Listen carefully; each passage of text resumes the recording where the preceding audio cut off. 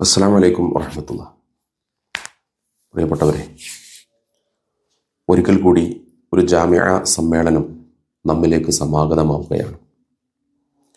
Pattikkad Jamia Nooriya Arabic college സുന്നികളെ സംബന്ധിച്ചിടത്തോളം, കേരളീയ മുസ്ലിങ്ങളെ സംബന്ധിച്ചിടത്തോളം വല്ലാത്തൊരു വികാരമാണ്. കേരളത്തിൽ ദർസുകളിൽ നിന്ന് പഠിച്ച കുട്ടികൾക്ക് ഉന്നത ബിരുദം നേടുന്നതിനു വേണ്ടി തമിഴ്നാട്ടിലെ വെല്ലൂർ ബാക്കിയാത്ത് അടക്കമുള്ള സ്ഥാപനങ്ങളെ സമീപിക്കേണ്ട ഒരു കാലം നമ്മുടെ ആദരണീയരായ ഉലമാക്കൾ അത്തരത്തിൽ ഒരു സ്ഥാപനം നമ്മുടെ നാട്ടിലുമുണ്ടായാൽ അതേറെ ഉപകാരപ്രദമായിരിക്കും എന്ന് മനസ്സിലാക്കിയാണ് പട്ടിക്കാട് ജാമിഅ കോളേജിൻ്റെ സംസ്ഥാപനത്തിലേക്ക് അത് വഴി നയിക്കുന്നത്. അള്ളാഹുവിൻ്റെ അനുഗ്രഹം പോലെ ഒരു തൗഫീഖായി ബാപ്പുഹാജി ഏക്കർ കണക്കിന് സ്ഥലം ബഹുമാനപ്പെട്ട സമസ്തക്ക് കൈമാറുകയാണ്. അവിടെ ബഹുമാനപ്പെട്ട സയ്യിദ് ഇമ്പിച്ചിക്കോയ തങ്ങളവറുകളുടെ നേതൃത്വത്തിൽ അവിടുത്തെ മഹത്തായ കരങ്ങളെ കൊണ്ട് അതിന് തറക്കല്ലിടൽ കർമ്മം നിർവഹിച്ചു. ഒരുപാട് വിദ്യാർത്ഥികൾ ആ സ്ഥാപനത്തിലേക്ക് ഒഴുകിയെത്തി. 5000-ലധികം വരുന്ന ഫൈലിമാർ അവിടെ നിന്ന് സനത് നേടി. കേരളത്തിൽ മാത്രമല്ല, ഇന്ത്യക്കകത്തും പുറത്തുമായി വിദേശ രാഷ്ട്രങ്ങളിലടക്കം അവർ സ്തുത്യർഹമായ സേവനങ്ങൾ അർപ്പിച്ചുകൊണ്ടിരിക്കുന്നു. പട്ടിക്കാട് ജാമിഅ നൂരിയ അറബിക് കോളേജിൻ്റെ സമ്മേളനം എന്ന് പറയുന്നത് മറ്റു സ്ഥാപനങ്ങളെ അപേക്ഷിച്ച് സമസ്തയുടെ ഒരു വാർഷിക സമ്മേളനം പോലെയാണ് വിശ്വാസികൾ, സുന്നികൾ അതിനെ കാണുന്നത്. സമസ്തയുടെ ഓരോ വാർഷികങ്ങളും, തുടർച്ചയായി വന്ന വാർഷികങ്ങൾ, 5 വർഷത്തിലൊരിക്കൽ, 10 വർഷത്തിലൊരിക്കൽ വന്ന സമ്മേളനങ്ങൾ, സമസ്തയുടെ കീഴ്ഘടകങ്ങളുടെ സമ്മേളനങ്ങൾ, ഇതെല്ലാം 5-10 വർഷങ്ങൾക്കിടയിലാണ് വരാറുള്ളതെങ്കിൽ ജാമിഅയുടെ ഓരോ വാർഷിക സമ്മേളനവും സമസ്തയുടെ വാർഷിക സമ്മേളനമായി ആചരിക്കാറാണ് പൊതുസമൂഹം, സുന്നി സമൂഹം അങ്ങനെയാണ് അതിനെ വിലയിരുത്താറ്. ആ സമ്മേളനത്തിൽ വെച്ച് നമ്മുടെ ആദർശം ഓരോ വർഷവും നമ്മൾ ഉറക്കെ പറയും. ബിദ്അകളടക്കം ഇസ്ലാമിൻ്റെ ശത്രുക്കൾ മുഴുവനും വളരെ പേടിയോടെയും വളരെ ഭയത്തോടും ആയിരുന്നു ആ സമ്മേളനത്തെ നോക്കിക്കണ്ടിരുന്നത്.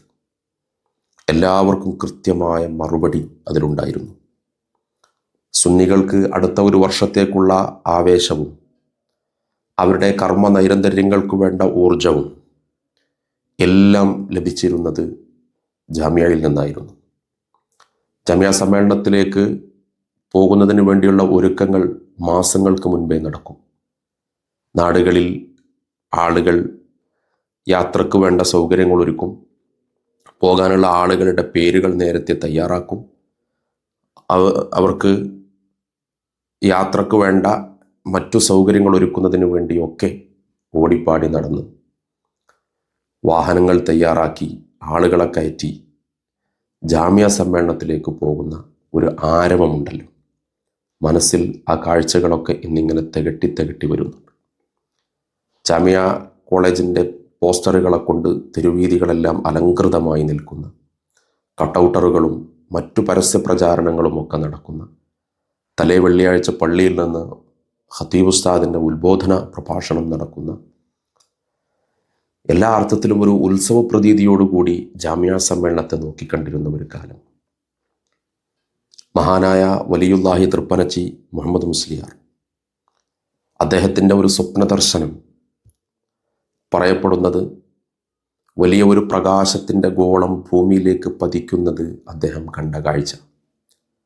ആ പ്രകാശഗോളമാണ് ജാമിഅ എന്ന് പിന്നീട് അതിന് വ്യാഖ്യാനം നൽകപ്പെട്ടു.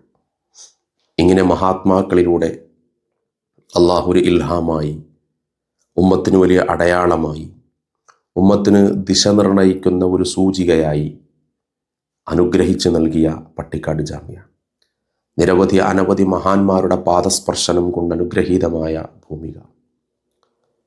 തൃപ്പനച്ചി ഉസ്താദിനെ കാണാൻ പോകുന്ന ആളുകൾക്ക് അദ്ദേഹം ആശീർവാദം നൽകാറുണ്ട്, ദുആ ചെയ്തു കൊടുക്കാറുണ്ട്, പലരിൽ നിന്നും ഓടി ഒളിക്കാറുണ്ട്.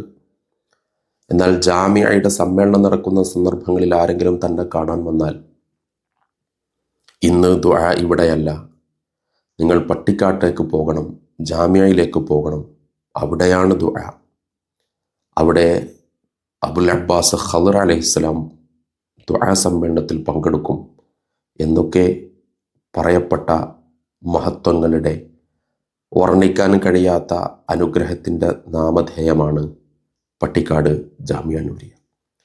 മഹാനായ പൂക്കോയ തങ്ങളും മഹാനായ ബാഫക്കി തങ്ങളടക്കമുള്ള നേതാക്കൾ അതിൻ്റെ സാരഥ്യത്തിലിരുന്ന ഒരു കാലം. ബഹുമാനപ്പെട്ട ശൈഖുന ശംസുൽ ഉലമയും ഉസ്താദുൽ അസാത്തീദ് കോട്ടുമല ഉസ്താദ് അടക്കമുള്ളവർ അതിൻ്റെ സാരഥ്യത്തിലുണ്ടായിരുന്ന ഒരു സുവർണകാലം. എല്ലാവരെയും ചേർത്തു പിടിച്ചും എല്ലാവരെയും ഉൾക്കൊണ്ടും ജാമിഅയുടെ പുഷ്കലമായ സമ്മേളനങ്ങളുടെ കാലങ്ങൾ. അങ്ങനെ ഒരു നനവാർന്ന ഓർമ്മയിലേക്ക് സമ്മേളനത്തിൻ്റെ ആരവങ്ങൾ മങ്ങിപ്പോകുന്നുണ്ടോ എന്ന് തോന്നിപ്പോകുന്ന ഒരു സുന്നി പ്രവർത്തകൻ്റെ വികാരമാണ് ഈ വാക്കുകൾ. സമസ്തയുടെ സമ്മേളനങ്ങൾ, സമസ്തയുടെ സമ്മേളനമായി ആളുകൾ വിലയിരുത്തിയ ജാമിഅ, ആ ജാമിഅയിൽ ഈ കഴിഞ്ഞ സമ്മേളനത്തിലാണ് സുന്നി യുവജന സംഘത്തിൻ്റെ നേതാക്കളെ, SKSSFൻ്റെ നേതാക്കളെ അതിൻ്റെ പ്രോഗ്രാം ലിസ്റ്റിൽ നിന്ന് വെട്ടിമാറ്റുന്ന അവസ്ഥയുണ്ടായത്. അതേ ജാമിഅയിൽ നിന്നാണ് കാലങ്ങളായി അവിടെ സേവനമനുഷ്ഠിച്ചിരുന്ന ഉസ്താദുമാരെയൊക്കെ നിർദാക്ഷിണ്യം ഒഴിവാക്കുന്ന സാഹചര്യം കണ്ടത്. അതേ ജാമിഅയിലാണ് ബിദ്അത്തിൻ്റെ പ്രത്യയശാസ്ത്രം എന്ന് പറയാൻ പറ്റുന്ന ഗ്രന്ഥം കാവ്യമാക്കി അറബികൾക്ക് സമർപ്പിച്ച വ്യക്തിത്വം ആ സ്ഥാപനത്തിൽ ക്ലാസ് എടുക്കുന്ന സാഹചര്യമുണ്ടായത്. എവിടെയാണ് ചെറിയ ചെറിയ അക്ഷരപ്പിഴവുകൾ സംഭവിച്ചുകൊണ്ടിരിക്കുന്നത്? ആദരണീയരായ പാണക്കാട് സയ്യിദ് സാദിഖ് അലി ശിഹാബ് തങ്ങൾ ഇന്ന് അതിൻ്റെ സാരഥ്യത്തിലിരിക്കുന്നു. കഴിഞ്ഞ വർഷം അദ്ദേഹത്തെ മാധ്യമങ്ങൾ വളഞ്ഞിട്ട് ചോദിച്ച ഒരു ചോദ്യമാണ്, ചില നേതാക്കളെയൊക്കെ വെട്ടിമാറ്റിയതിനെക്കുറിച്ച്. അന്ന് അദ്ദേഹം പറഞ്ഞത് തനിക്കതിനെക്കുറിച്ച് അറിയില്ല എന്നാണ്. നമ്മുടെ ആശങ്ക, പാണക്കാട് സയ്യിദ് സാദിഖ് അലി ശിഹാബ് തങ്ങൾക്ക് പോലും അറിയാത്ത കാര്യങ്ങൾ ആരാണ് അവിടെ തീരുമാനിക്കുന്നത്? അദ്ദേഹത്തെ പോലും ഹൈജാക്ക് ചെയ്തുകൊണ്ട് ആരാണ് അവിടുത്തെ ഭരണക്രമങ്ങൾ നിയന്ത്രിക്കുന്നത്? അദ്ദേഹത്തെ പോലും നോക്കുകുത്തിയാക്കുന്ന പണിയെടുക്കുന്നവർ ആരാണ്? അവരെ സമുദായം തിരിച്ചറിയേണ്ടതില്ലേ? അവരെ സമൂഹം മനസ്സിലാക്കേണ്ടതില്ലേ?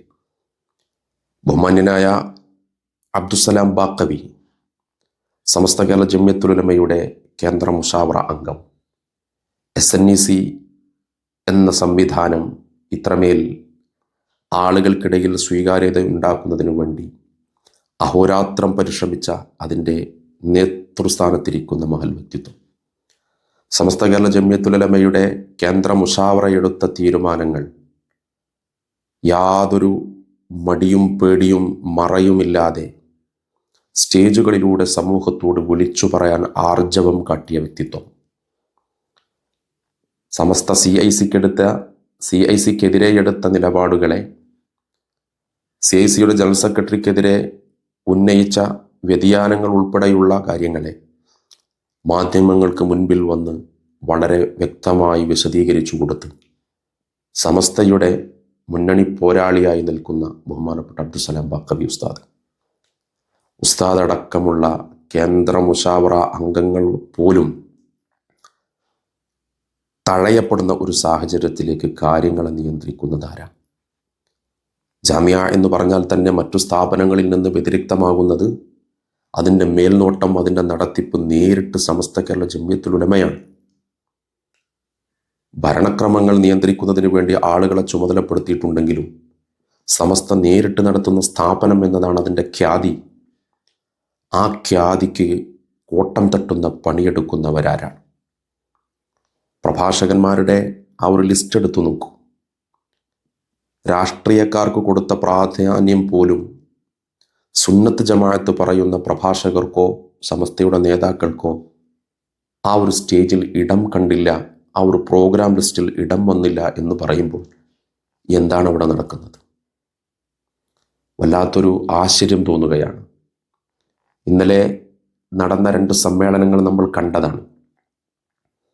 ഒരു കാലത്ത് തൻ്റെ പ്രഭാഷണം കേൾക്കാൻ വേണ്ടി മാത്രം ആളുകൾ പാതിരാത്രി കഴിഞ്ഞാലും കാത്തിരുന്ന ഇമ്മിണി വലിയ പ്രഭാഷകന്മാരുടെയൊക്കെ മുൻപിൽ കേവലം പേപ്പറുകളും കസേരകളും ബാക്കിയാകുമ്പോൾ സമസ്ത കേരള ജംഇയ്യത്തുൽ ഉലമയുടെ ആശയാദർശങ്ങളെ നെഞ്ചേറ്റി ആത്മാർത്ഥമായി അത് പ്രവർത്തകരോട് സമൂഹത്തോട് വെട്ടിത്തുറന്ന് പറയുന്ന പ്രഭാഷകന്മാർ, അവരുടെ മുൻപിൽ ജനസഹസ്രങ്ങൾ അവരെ കേൾക്കാൻ കാത്തിരിക്കുന്നു. ഈ കാഴ്ചകൾ വലിയ പാഠമാണ് നൽകുന്നത്. അപ്പോൾ ജനം ഹൃദയത്തിൽ നിന്ന് തൂത്തെറിഞ്ഞ ആളുകളെയൊക്കെ വീണ്ടും പ്രഭാഷകന്മാരായി കൊണ്ടുവന്ന് സമ്മേളനം നടത്തുമ്പോൾ ആ സമ്മേളനത്തിൽ ഇന്നലെ വരെയുണ്ടായിരുന്ന പ്രൗഢി മുഴുവൻ മങ്ങിപ്പോയാലോ എന്ന ആശങ്ക ഒരു സാധാരണ പ്രവർത്തകന് തോന്നിയാൽ, ജാമിഅയുടെ മുറ്റത്ത് തടിച്ചുകൂടിയ ജനാവലി എക്കാലത്തും വലിയ അത്ഭുതമാണ് സൃഷ്ടിച്ചിരുന്നതെങ്കിൽ ഇന്ന് ചില ആളുകളുടെയൊക്കെ പ്രസംഗം കേൾക്കാൻ ആളില്ലാത്ത വിധം, അവരുടെയൊക്കെ പ്രസംഗം തുടങ്ങുമ്പോഴേക്ക് ആളുകൾ മുഴുവനും പൊടിയും തട്ടി ഇറങ്ങിപ്പോകുന്ന ഒരു സാഹചര്യമൊക്കെ നമ്മൾ കണ്ടുവരുന്നുണ്ട്. അത്തരക്കാരെയൊക്കെ കൊണ്ടുവന്ന് അവർക്കൊക്കെ പ്രാതിനിധ്യം കൊടുത്ത് സ്ഥാനം കൊടുത്ത് അവർക്കൊക്കെ വേദി കൊടുക്കുന്ന നേരം ആളുകൾ ആ സ്ഥാപനത്തിൽ നിന്ന് ആ പ്രഭാഷണങ്ങളൊക്കെ കേൾക്കാതെ ഇറങ്ങിപ്പോകേണ്ടി വരുന്ന ഒരു രംഗം ആലോചിക്കാൻ പോലും കഴിയുന്നില്ല. മാത്രമല്ല, ജാമിഅ സമ്മേളനം തുടങ്ങി അവസാനിക്കുന്നത് വരെ ജനനിബിഡമായിരുന്ന പട്ടിക്കാട് പ്രദേശം